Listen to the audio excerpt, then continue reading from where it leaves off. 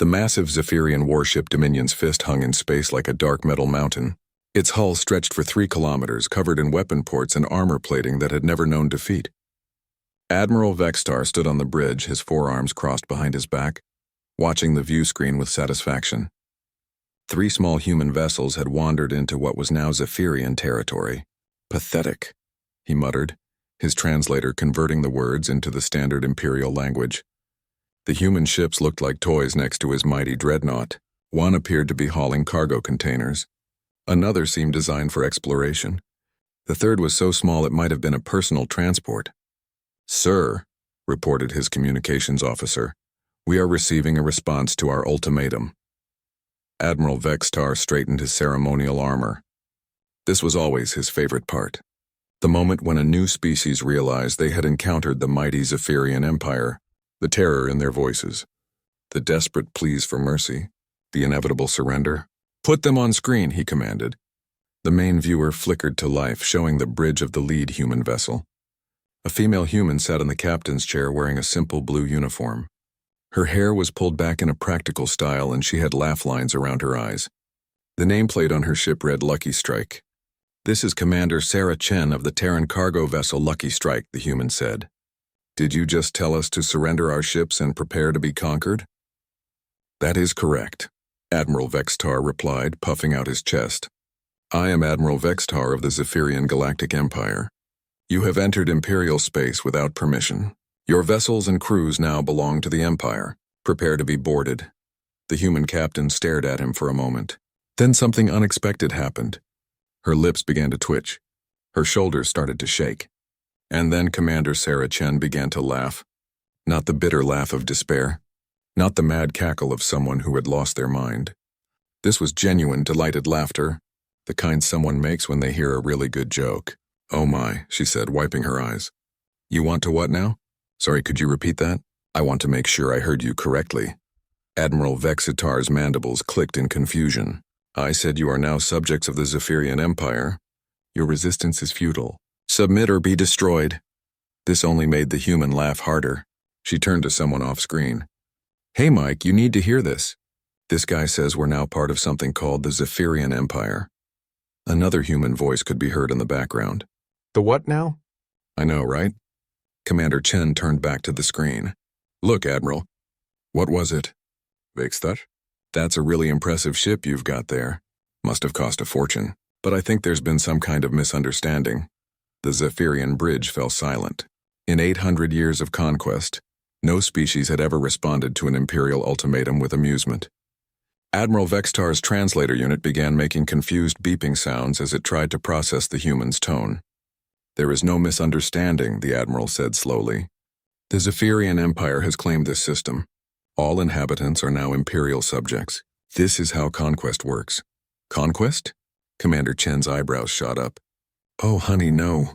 That's not how this works at all." She leaned forward in her chair like she was explaining something to a confused child. "See, if you wanted to conquer Earth, you'd need to fill out the proper forms first.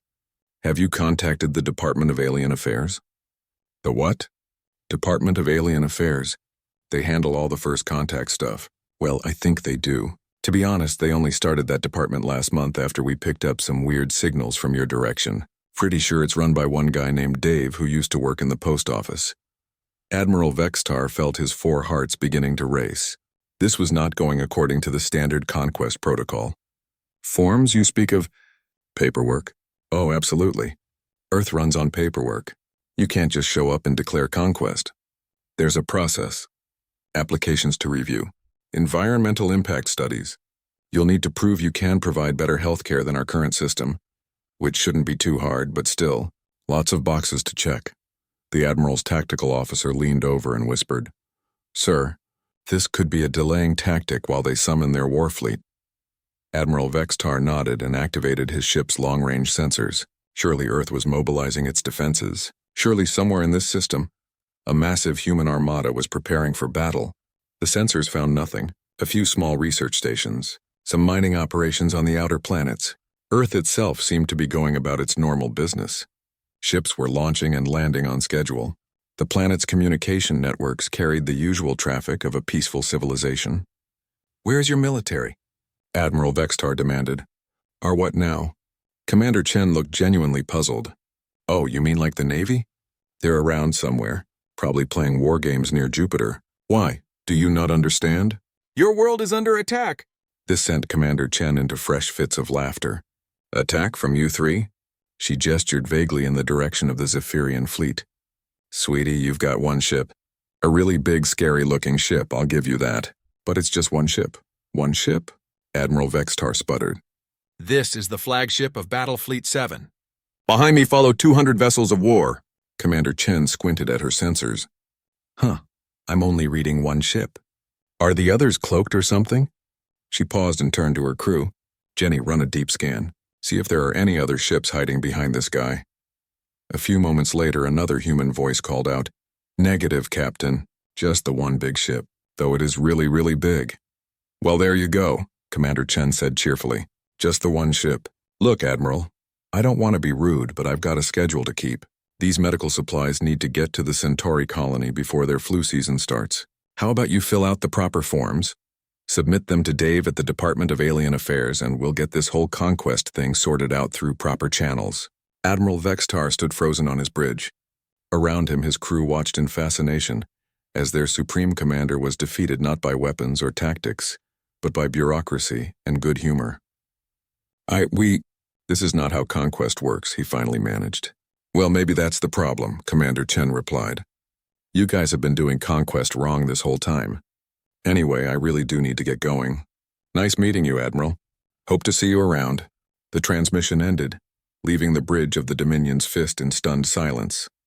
Admiral Vextar stared at the blank screen, trying to understand what had just happened. Sir?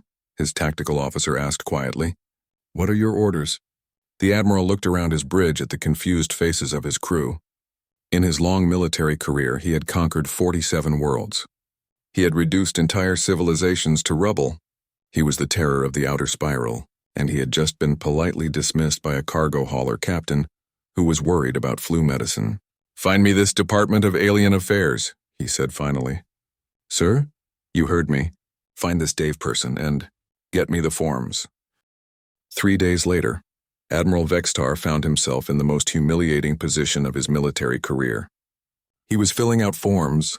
The Zephyrian Empire had never encountered paperwork as a defensive strategy before. In all their vast databases of conquest protocols, nowhere did it mention what to do when the enemy asked you to submit applications in triplicate. Communication Officer Talak, the Admiral called out. Status report on our diplomatic transmission to Earth's government. Talak's tentacles writhed with embarrassment. Sir, the message was processed. Processed? According to the automated response we received, our formal declaration of conquest was received by the Earth Central Communication Hub at 1432 Earth Standard Time. It was then forwarded to the Department of Planetary Defense, who redirected it to the Department of Foreign Affairs, who sent it to the Department of Interplanetary Relations, who decided it belonged with the newly formed Department of Alien Affairs. Admiral Vextar waited, and then it was sent to the Department of Agriculture. The bridge fell silent except for the humming of the ship's engines. Agriculture? The Admiral asked weakly. Apparently someone thought alien meant foreign species and classified it as an invasive organism report. It spent 2 weeks in the Pest Control Division before someone realized it was about actual aliens and not space locusts. The Admiral's 4 hands slowly formed fists. Where is it now? The Patent Office. The what? They thought Galactic Empire was a trademark application. The good news is, if you want to patent the name Galactic Empire for use in entertainment media, your application is moving through the system smoothly. Admiral Vextar sat down heavily in his command chair. Around him, the crew of the most feared warship in the galaxy tried not to make eye contact. Outside the ship's massive viewports, human vessels continued to pass by on their normal trade routes. Some of their crews had taken to waving at the Zephyrian ship when they passed. Yesterday, a human mining vessel had actually signaled them with an offer to sell them coffee beans.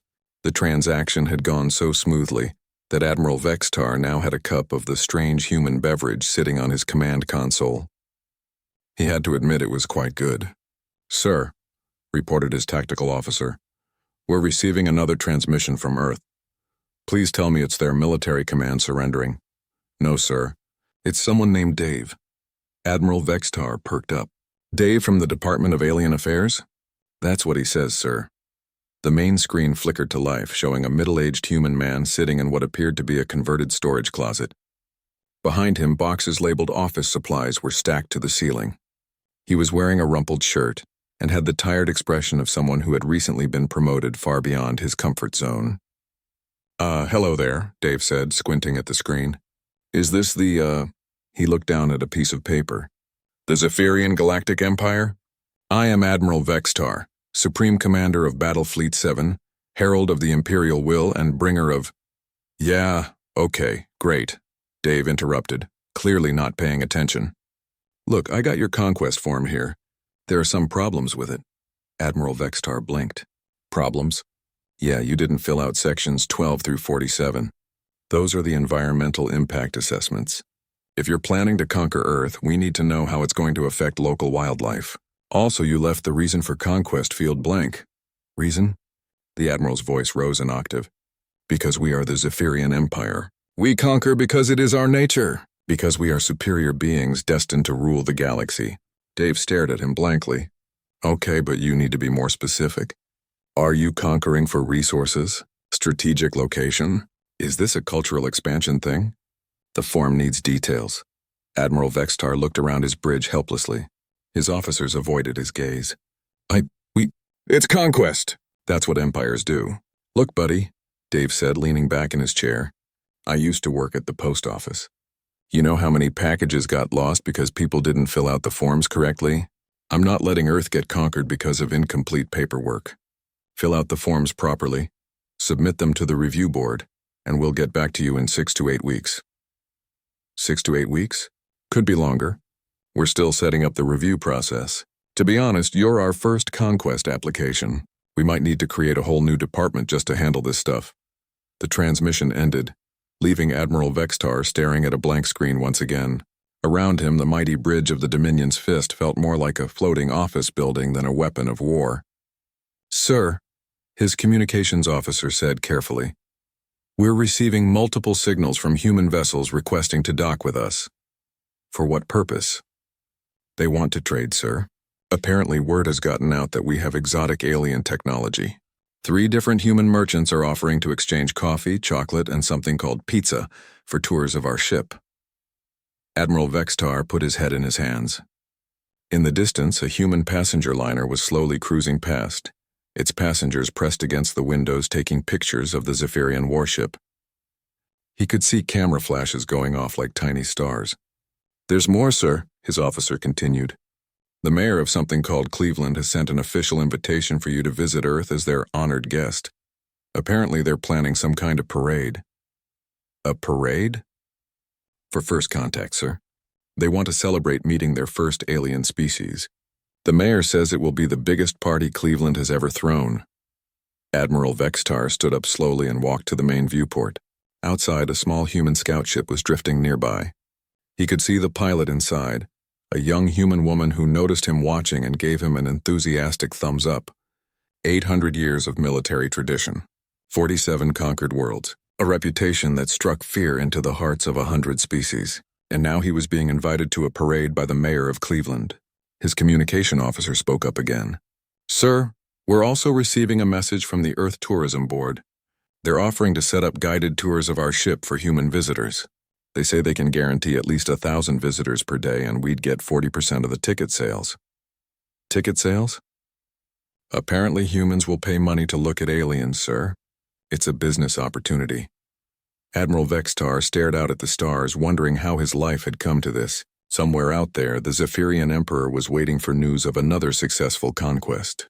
How was he going to explain that he had been defeated by a man named Dave, who worked in a converted janitor's closet? Sir? His tactical officer asked. What are your orders? Admiral Vextar was quiet for a long moment. Then he picked up his cup of coffee and took a sip. It really was quite good. Signal the mayor of Cleveland, he said finally. Tell him we accept his invitation. Sir? And contact the tourism board. We'll take that 40% deal. But sir, what about the conquest? Admiral Vextar looked at the incomplete forms scattered across his command station. The conquest officer appears to be on hold pending further paperwork. Emperor Vexthan the Terrible had ruled the Zephyrian Empire for 200 years. In that time, he had personally overseen the conquest of 73 worlds. His very name caused entire star systems to surrender without a fight.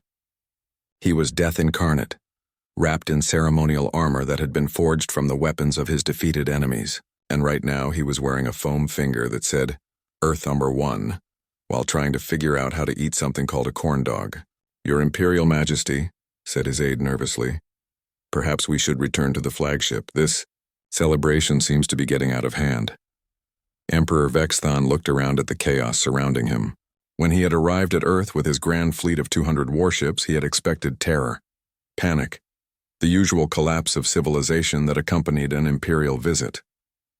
Instead, he had been greeted by the mayor of Cleveland, a cheerful human named Bob Martinez who had shaken the Emperor's hand enthusiastically and welcomed him to the greatest first contact party in human history. The entire city had turned out for what they called Galactic Empire Appreciation Day. There were parades featuring floats shaped like spaceships. Street vendors were selling alien welcome burgers and intergalactic ice cream. Children ran around wearing cardboard armor, pretending to be Zephyrian warriors. Your Imperial Majesty, called a small human child, running up to him with a piece of paper. Can I have your autograph? The Emperor looked down at the child, then at his aide, then back at the child. In 2 centuries of conquest, no one had ever asked him for an autograph before.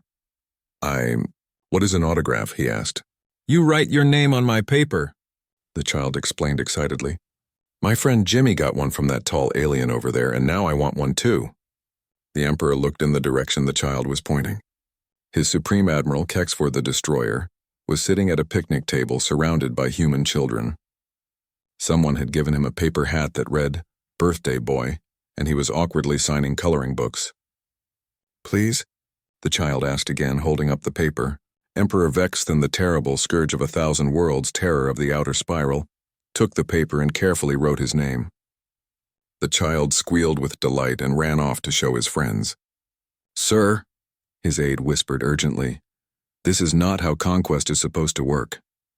I am aware of that, the Emperor replied, taking another bite of his corn dog. Despite himself, he was starting to enjoy the strange food.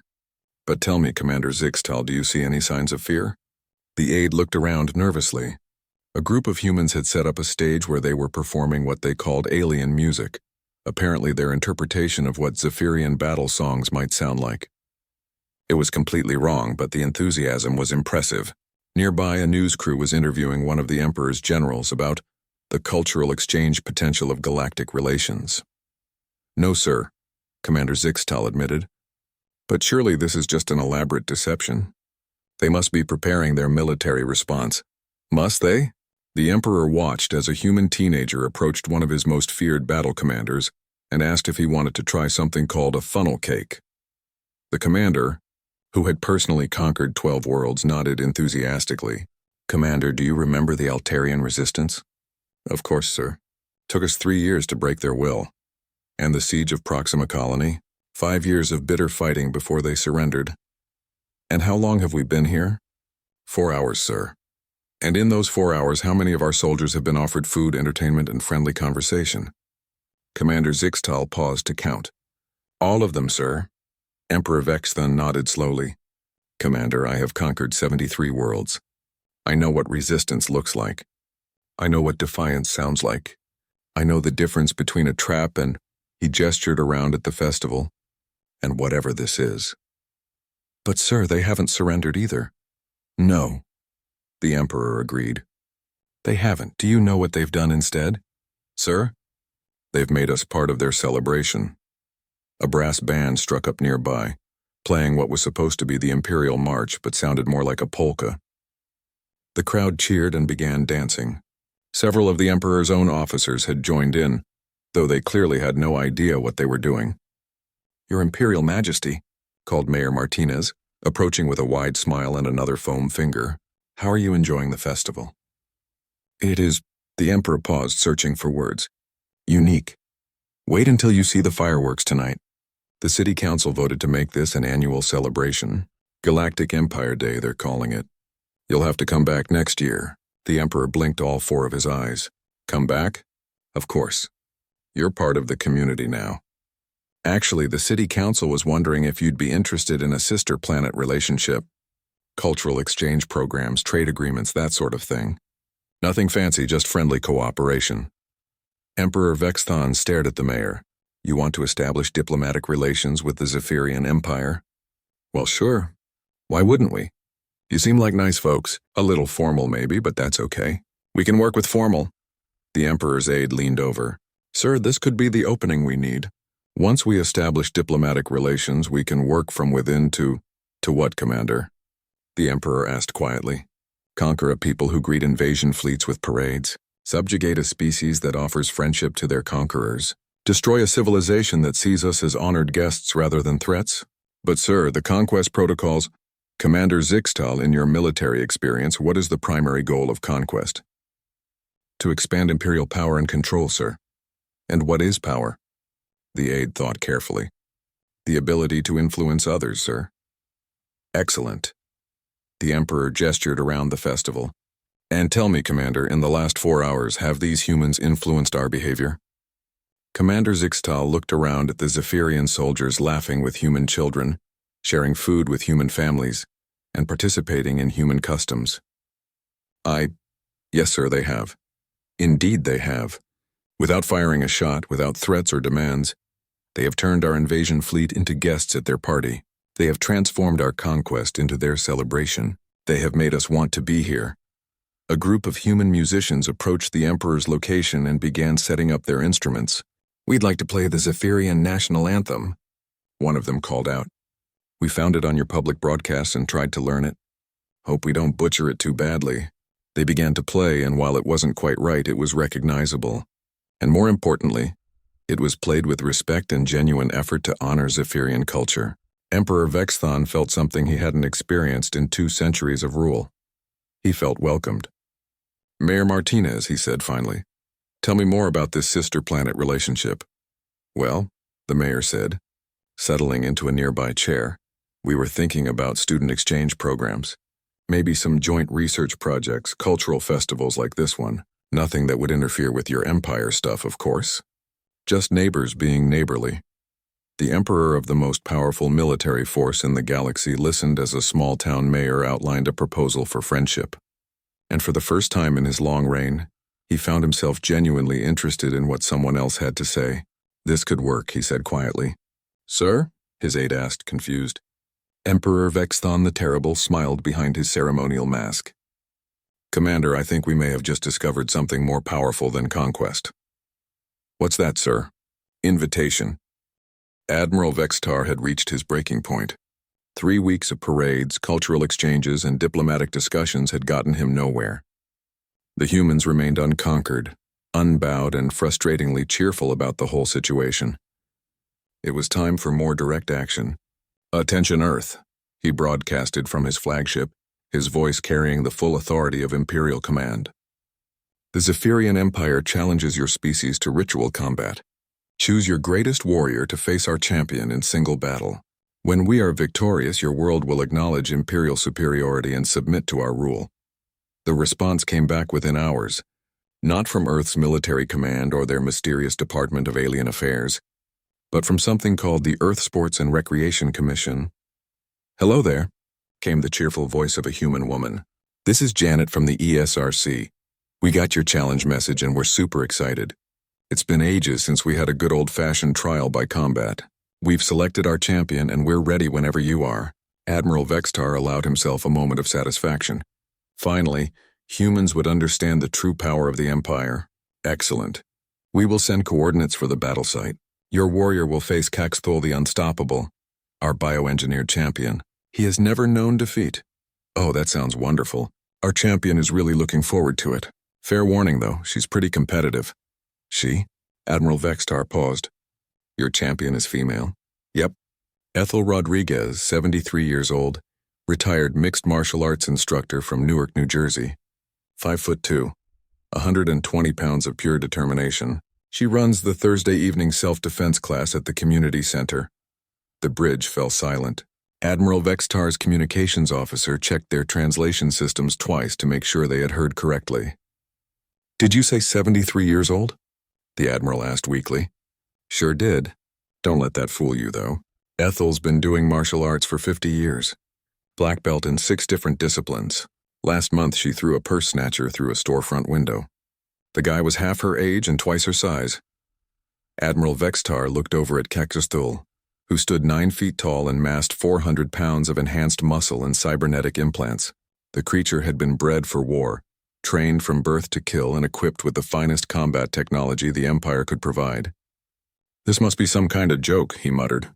3 days later, Admiral Vextar found himself in a converted sports arena in Cleveland, watching the most surreal scene of his military career. The stands were packed with cheering humans. Vendors were selling popcorn and something called nachos. An announcer with an impossibly enthusiastic voice was calling out the contestants like it was some kind of entertainment. "In the red corner," the announcer boomed, "weighing in at 400 pounds and standing 9 feet tall, representing the mighty Zephyrian Empire, Kexthul the Unstoppable." The crowd booed good-naturedly as Kexthul entered the arena. The bioengineered warrior flexed his enhanced muscles and roared, a sound that had struck terror into countless enemies. The crowd cheered louder. "And in the blue corner," the announcer continued, "weighing in at 120 pounds and standing 5'2", representing planet Earth and the Newark Community Center, Ethel the Hurricane Rodriguez." A small elderly woman walked into the arena wearing a simple blue tracksuit and sneakers. She had gray hair tied back in a ponytail and wore reading glasses on a chain around her neck. She waved to the crowd like she was greeting old friends. The crowd went absolutely wild. Admiral Vextar leaned forward in his seat. This cannot be their actual champion. But as he watched, he began to notice details that made him uneasy. The human woman moved with the fluid confidence of someone who had spent decades perfecting her craft. Her stance was balanced and relaxed. Her eyes never left her opponent, but she showed no fear, only professional interest. "Ladies, gentlemen, and honored alien guests," the announcer called, "let the combat begin." Kexthul charged forward with a roar, his enhanced legs propelling him across the arena at inhuman speed, his cybernetic claws extended, ready to tear through armor and flesh alike. Ethel Rodriguez stepped slightly to the side. It was such a small movement that Admiral Vextar almost missed it. But somehow Kexthul's charge carried him past the tiny human woman, who had simply not been where he expected her to be. The bioengineered warrior spun around, confused but still confident. He had faced opponents who tried to dodge before. He launched a series of devastating strikes that could have punched through steel plating. Ethel moved like water, flowing around each attack without apparent effort. She wasn't just dodging. She was making Kexthul work for every missed strike, forcing him to overextend, to throw his weight around inefficiently. "What is she doing?" Admiral Vextar asked his aide. "I believe, sir, that she is making him tired." Indeed, after 2 minutes of chasing shadows, Kexthul was beginning to breathe heavily. His movements were becoming less precise, more desperate. The crowd had fallen relatively quiet, watching with professional interest as their champion systematically dissected her opponent's fighting style. That's when Ethel made her move. Kexthul threw a wild haymaker that would have decapitated a normal human. Ethel stepped inside the strike, grabbed his extended arm and used his own momentum to flip him over her hip. 400 pounds of bioengineered killing machine hit the arena floor with a sound like a meteor impact. Before Kexthul could recover, Ethel had moved behind him and wrapped her arm around his throat in what Admiral Vextar's military databases identified as a rear naked choke. "Now, honey," Ethel said in a grandmotherly voice that the arena microphones picked up clearly, "you just calm down and tap out before you hurt yourself. This doesn't have to be unpleasant." Kexthul thrashed wildly, trying to dislodge the tiny human. But Ethel's technique was perfect. She had positioned herself where his claws couldn't reach her, and she was applying pressure to exactly the right blood vessels in his neck. Within 30 seconds, the mighty champion of the Zephyrian Empire went limp. The crowd exploded into cheers. "Ethel! Ethel! Ethel!" Admiral Vextar sat frozen in his seat as his ultimate warrior was defeated by a grandmother who looked like she should be baking cookies. But the most shocking part came next. As soon as Kexthul was unconscious, Ethel immediately released the hold and began checking his vital signs. She called for medical assistance and stayed with him until human paramedics arrived. "Is he going to be okay?" she asked the medics with genuine concern. He'll be fine, Ethel, one of them replied. Just unconscious. He'll wake up in a few minutes with nothing worse than a bruised ego. When Kexthal did regain consciousness, he found Ethel sitting beside him with a cup of tea and a concerned expression. You okay, sweetheart? She asked. That was a good fight. You've got real potential, but your footwork needs some adjustment. You're putting too much weight on your front leg. Kexthal, who had never experienced defeat before, stared up at the small human woman in complete bewilderment. Tell you what, Ethel continued, why don't you come by the community center next Thursday? I teach a self-defense class. I could show you some proper technique. My students would love to meet a real alien warrior. Admiral. Vextar watched in stunned silence as his bioengineered champion nodded weakly and accepted an invitation to attend elderly human martial arts classes. The announcer's voice boomed across the arena one final time. Ladies and gentlemen, your winner by submission, Ethel the Hurricane Rodriguez. As the crowd cheered and Ethel waved to her fans, Admiral Vextar realized that everything he thought he knew about conquest, about power, and about the nature of strength itself, had just been turned upside down by a 73-year-old grandmother from New Jersey. Later, during the post-fight interview that was broadcast across the galaxy, a reporter asked Ethel what her secret was. Secret? She laughed. Honey, there's no secret. It's just about knowing yourself and not letting fear make your decisions for you. This big fella here. She patted Kexthal's arm affectionately. He's strong as an ox, but he was so worried about looking tough that he forgot to fight smart. Any message for the Zephyrian Empire? The reporter asked. Ethel looked directly into the camera. Y'all seem like nice folks, but you're trying too hard to be scary. Why don't you come down to Earth for a while? Meet some people. I bet you'd find you have more in common with us than you think. Admiral Vextar turned off the broadcast and sat in the silence of his flagship. Somewhere in the distance, he could hear his crew discussing what they had witnessed. The tone was not one of military analysis or tactical review. It was the sound of warriors who had just discovered there was more than one way to be strong. And for the first time in his career, Admiral Vextar wondered if maybe they had been thinking about strength all wrong. 6 months later, Admiral Vextar found himself in the strangest situation of his long military career.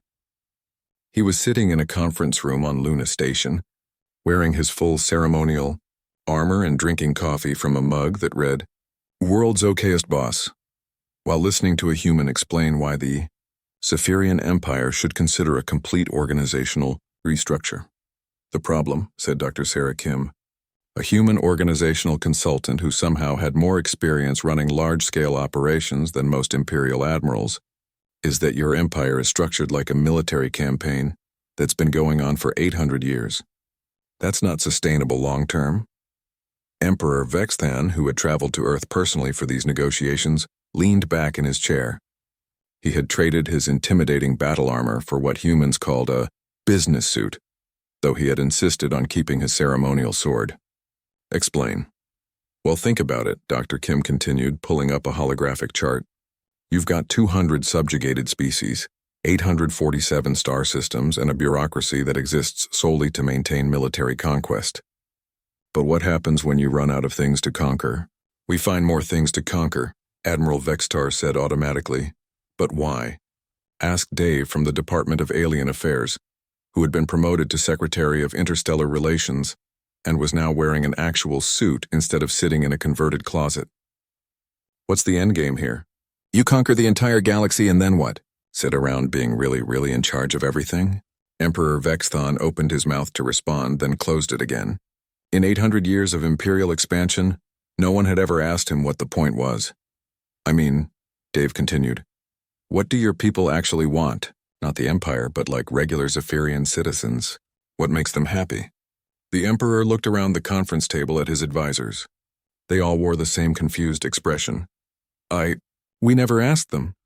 Okay, that's totally fixable, Dr. Kim said cheerfully, making notes on her tablet. We'll need to do some survey work, maybe some focus groups. But I bet if you asked your average Zephyrian what they wanted, it wouldn't be more conquered planets. It would probably be stuff like job security, good health care, safe neighborhoods, education for their kids, normal people stuff. But we provide those things, Admiral Vextar protested. Imperial citizens receive full benefits. Right, but at what cost? Dave asked. How much of your empire's budget goes to maintaining conquest fleets versus, say, infrastructure development or scientific research? The Emperor's Minister of Finance, who had been quietly running calculations on his tablet, looked up with a pale expression. Approximately 87%, Your Imperial Majesty. The room fell silent. 87%, Dr. Kim repeated slowly, of your entire Imperial budget. Goes to conquest and military maintenance, and that seems inefficient, the Emperor admitted. It's not inefficient, Dave said. It's insane. Do you realize what you could do with that money if you weren't spending it on endless conquest? The infrastructure projects, the research programs, the quality of life improvements. But without conquest, how would the Empire expand its influence? Admiral Vextar asked. Easy, Dr. Kim said. Trade partnerships, cultural exchange, mutual defense agreements, technology sharing, all the stuff that makes other species want to work with you instead of just submit to you. She pulled up another chart showing trade relationships between Earth and the various human colonies. Look at this. Humanity went from 1 planet to 17 colonies in 50 years. Not through conquest, but through voluntary colonization, trade partnerships, and mutual aid agreements. Our colonies stay with us because they want to, not because they're afraid to leave. Emperor Vexthon studied the charts with growing interest. And this is more effective than conquest? Well, Dave said, when's the last time you had a rebellion in the Zephyrian Empire? Last Tuesday, the Emperor replied automatically. The Centauri Beta colony attempted to declare independence. We had to send 3 battle fleets to restore order. Right. And when's the last time one of Earth's colonies tried to leave the Terran Federation? The Emperor thought about it. Never? Exactly. Because they don't want to leave. They're not subjects, they're partners. They get a say in how things are run. They benefit from the relationship, and they know they can leave if they want to. So they don't want to. Dr. Kim leaned forward. Here's what we're proposing. Instead of the Zephyrian Empire, what if you became the Galactic Cooperative? Same basic structure. But instead of conquest, you focus on voluntary membership, mutual benefit, and shared governance. Shared governance? Admiral Vextar looked scandalized. Think of it this way, Dave said. Right now, you're spending most of your time and resources keeping people in line who don't want to be there. What if instead you spent that time and resources making membership so attractive that species were lining up to join? The Emperor was quiet for a long moment, processing this radical idea. And Earth would join this. Cooperative? Absolutely, Dr. Kim said. We're already basically doing it. We've got trade agreements, cultural exchange programs, and joint research projects in the works. Formalizing it just makes sense. Plus, Dave added, we've already got the bureaucratic infrastructure set up. Department of Alien Affairs is running pretty smoothly now. We could handle the paperwork for transitioning your whole empire to a cooperative model. Admiral Vextar looked at his Emperor. Sir, if I may, this could actually work. Instead of spending our resources on suppressing rebellions, we could focus on making the cooperative system so prosperous that other species would want to join voluntarily. And, Dr. Kim added with a smile, instead of being remembered as conquerors, you could be remembered as the leaders who created the greatest voluntary alliance in galactic history. Emperor Vexthon sat back in his chair, processing the enormity of what was being suggested. 800 years of military tradition, thrown out for a completely different approach to galactic governance. What would my role be in this cooperative? He asked finally. Whatever you want it to be, Dave said.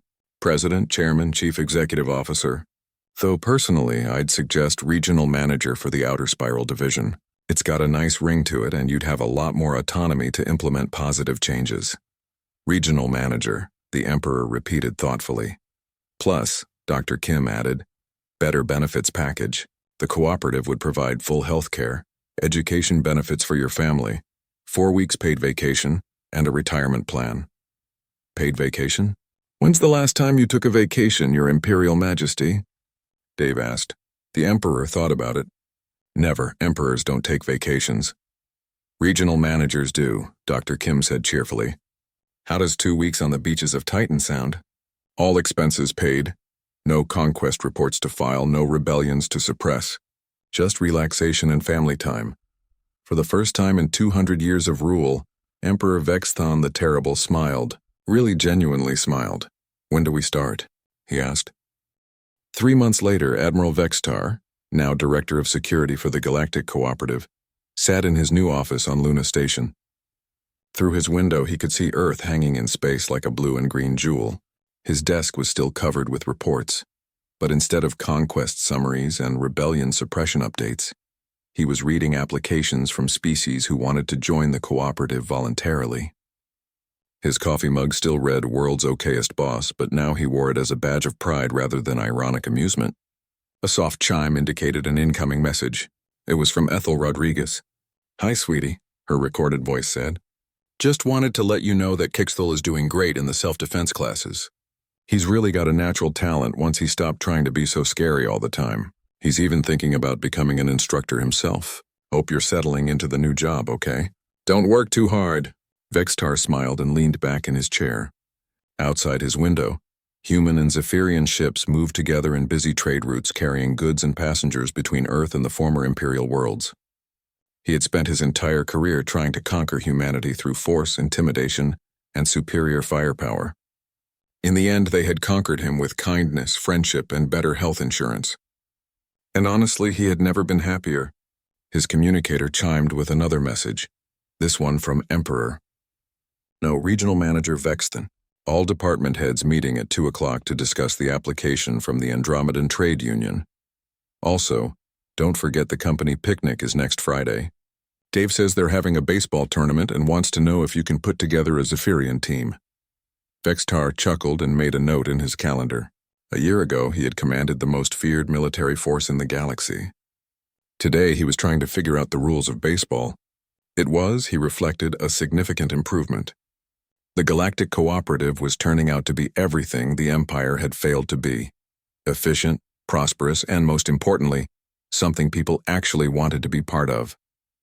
And it had all started because a cargo ship captain had laughed at their conquest ultimatum and suggested they fill out the proper forms. Humans, Vextar thought as he returned to his paperwork, were absolutely terrifying, just not in the way anyone had expected.